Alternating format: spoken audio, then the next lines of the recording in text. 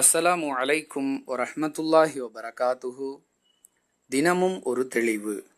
மனிதன் தான் செய்யும் தவறுக்காக அல்லாஹுவின் மீது பழி போடுவது சரியா? இந்த கேள்விக்கான தெளிவை இன்ஷா அல்லாஹ் இந்த ஆடியோவில் அறிந்து கொள்வோம்.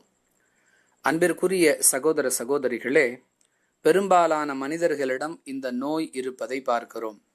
தான் ஒரு தவறு செய்துவிட்டு அதற்காக அந்த தவறை நியாயப்படுத்தும் விதமாக அந்த தவறுக்கான பழியை அல்லாஹுவின் மீது சுமத்தக்கூடிய நிலை.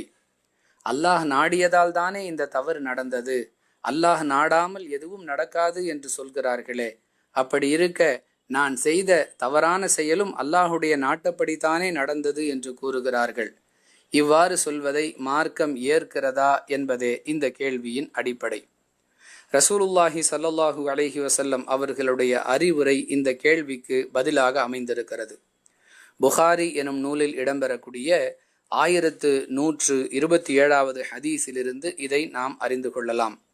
அலி ரதியல்லாஹு அன்ஹு அவர்கள் அறிவிக்கிறார்கள், நானும் ஃபாத்திமாவும் ஓரிடத்தில் இருந்தோம். அது இரவு நேரமாக இருந்தது. எங்களிடம் வந்த ரசூலுல்லாஹி ஸல்லல்லாஹு அலைஹி வஸல்லம் அவர்கள், நீங்கள் தொழவில்லையா என்று கேட்டார்கள். அதாவது இரவு தொழுகை தொழவில்லையா என்பது அந்த கேள்வியின் அடிப்படை. அல்லாஹ் எங்களை எழுப்பிவிட்டால் தானே நாங்கள் தொழ முடியும் என்று நான் பதிலளித்தேன். அதாவது அல்லாஹ் நாடாமல் எங்களால் எப்படி தொழ முடியும், அல்லாஹ் எங்களுடைய தூக்கத்திலிருந்து எங்களை எழுப்பிவிடவில்லை என்று அந்த பதில் அமைந்தது. நான் இப்படி சொன்னதும் ரசூலுல்லாஹி ஸல்லல்லாஹு அலைஹி வஸல்லம் அவர்கள் எந்த மறுமொழியும் சொல்லாமல் அமைதியாக சென்று விட்டார்கள். தான் செல்லும் பொழுது தன்னுடைய கைகளை தொடை மீது அடித்து கொண்டவர்களாக, மனிதன் அதிகமாக தர்க்கம் செய்யக்கூடியவனாக இருக்கிறான் என்று சொல்லக்கூடிய திருக்குரானுடைய 18வது அத்தியாயத்தின் 54வது வசனத்தை ஓதிக்கொண்டே சென்றார்கள் என்று அலி ரதியல்லாஹு அன்ஹு அவர்கள் கூறுகிறார்கள்.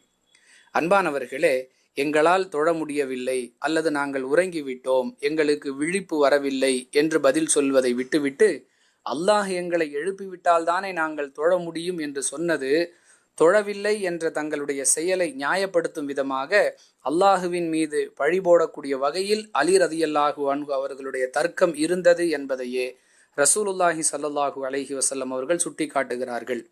எனவே நாம் ஒரு தவறு செய்து விட்டோம் என்று சொன்னால் இது எங்களுடைய இயலாமையால் நடந்தது என்று சொல்ல வேண்டுமே தவிர, இதற்காக வீண் வாதங்களை செய்வது, தேவையற்ற தர்க்கங்களில் ஈடுபடுவது நல்லதல்ல.